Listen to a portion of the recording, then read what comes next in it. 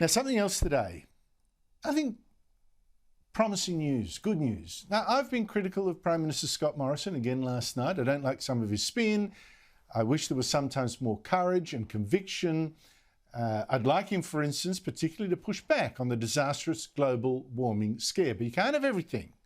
And on foreign policy especially, on China especially, Scott Morrison has been extremely good. And today he gave what I think is probably the best speech he's given as Prime Minister, a speech to explain what he's going to be pushing for at the G7 meeting in England this weekend, a meeting of some of the most advanced and powerful democracies: Japan, UK, United States, Canada, France, Germany, Italy. We're coming along as a special friend.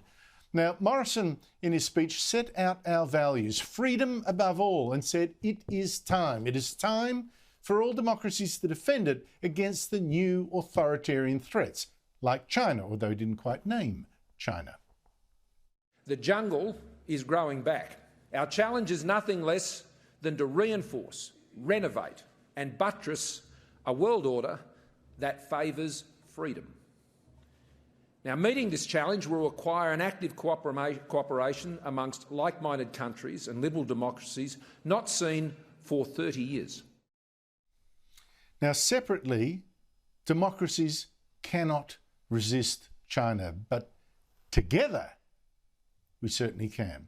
And if we're going to defend our values against this massive and brutal and menacing and aggressive dictatorship, we'd first better be clear what our values are, the ones we're defending, clear in our own minds for a start. A world order that favours freedom over autocracy and authoritarianism. We can't be casual about these values and beliefs. They are inextricably linked to our way of life in this country. We live them. We must speak up for them. Now, to go through this landmark speech and what it means for you, I'm joined by the best foreign affairs writer in the country, Greg Sheridan of the Australian newspaper. Greg, it's always good to catch up with you. Could you sum up what you think of Scott Morrison's speech today?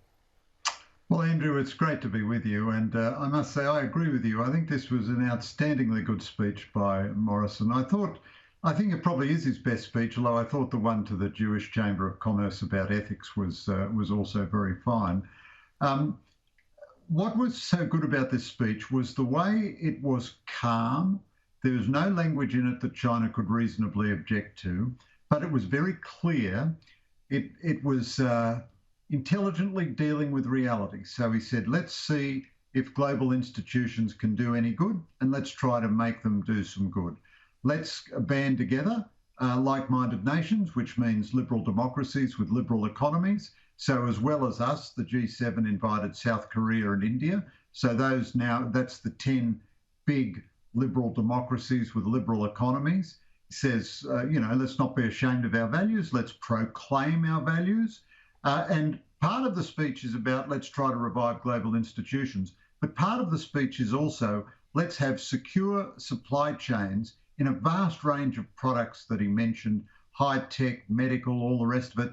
Now, secure supply chains means non-Chinese supply chains, and it means supply chains among democracies or a very few friends of democracies, as it were, countries that might not be democratic but share our interests. And that is going to happen outside of global institutions. So this wasn't just the sort of, Scott Morrison didn't become Gareth Evans in this speech. I thought it was a well-balanced, very good speech altogether.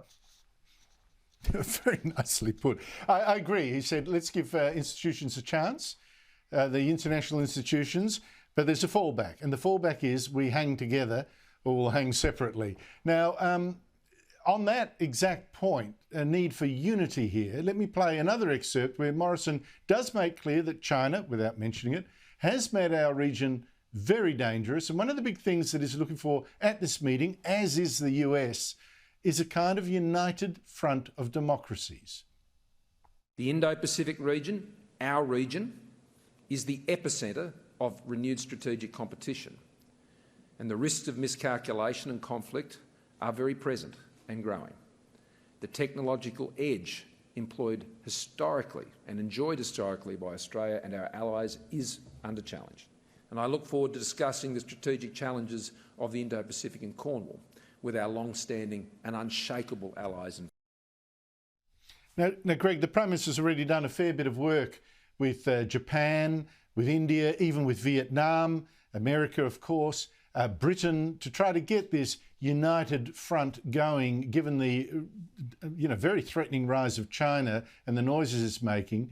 How much of that agenda do you think will be dominating in this G7 meeting on the weekend?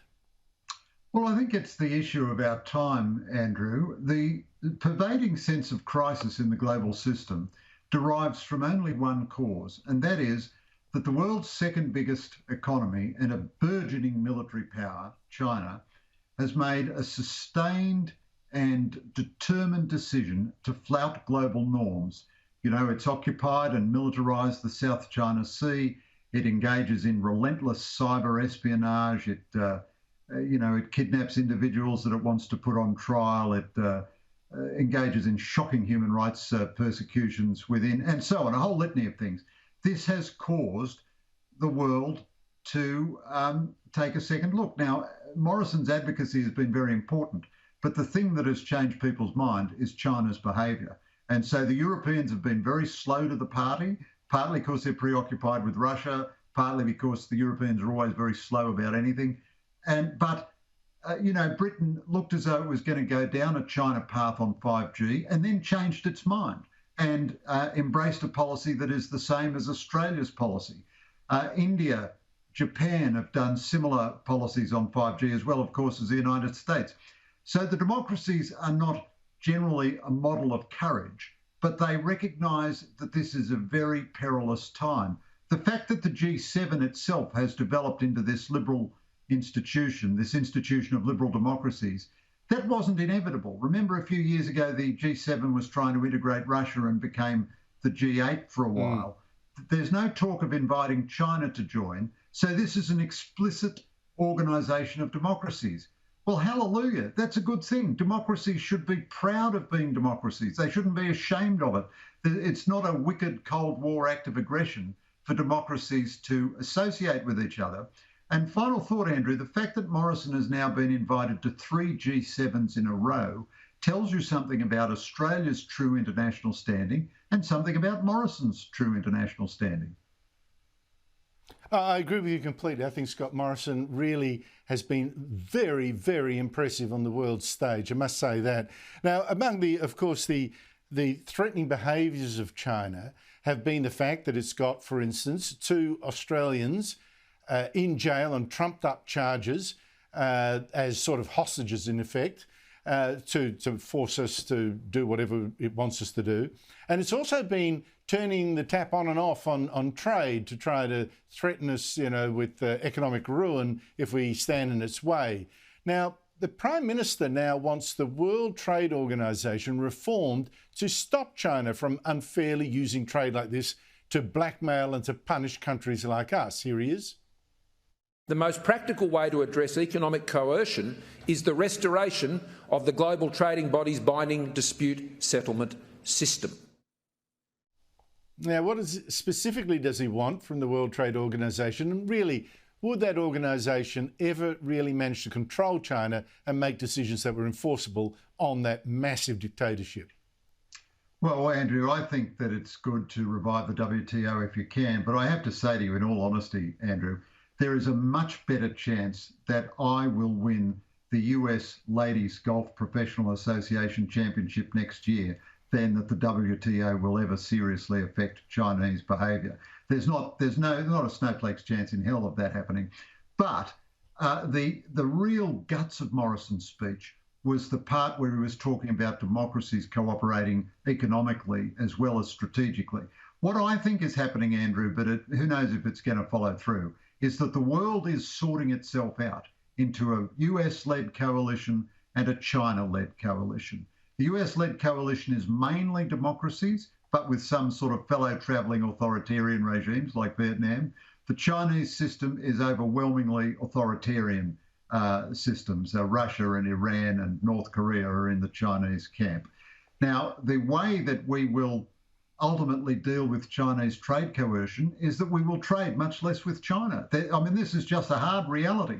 China has no interest in making us rich anymore and is never ever going to go back to trying to buy as many of our exports as possible in exchange for getting free investment here, because it's not going to get free investment here. And China has worked out that we are an ally of the United States and we can't be pushed around. Now, they are buying our iron ore at record prices at the moment because they have no alternative. But this is our tremendous wake-up call. We need to develop alternative markets, and we need to have a preference amongst the democratic nations for trading with each other. I mean, when we should have been going at 1,000,000 miles an hour to develop the Indian market. But look at the first big... Absolutely. The first big move the Indians made where we could have diversified our market was the Adani mine. And what did we do? We subjected them to water torture for 10 years and made it impossible for the project to go ahead, thus reinforcing our dependence on China. But, you know, I've been making this argument for 10 years without any effect, but China has made the argument for us now. Its behaviour has forced us all into this come to Jesus moment. People have got to realise, and what a sad time it is when Morrison is saying that we all got to recognise our values and defend them, proclaim them, and all that, when right in the West we're seeing the so-called elites losing faith in concepts like democracy and freedom, mocking their own countries. It's a real battle. And I think Morrison is going to have to get engaged in the culture wars at home as well. But look, Greg Sheridan, always fascinating to talk to you. Thank you so much indeed. Thanks so much, Andrew. Great to be with you.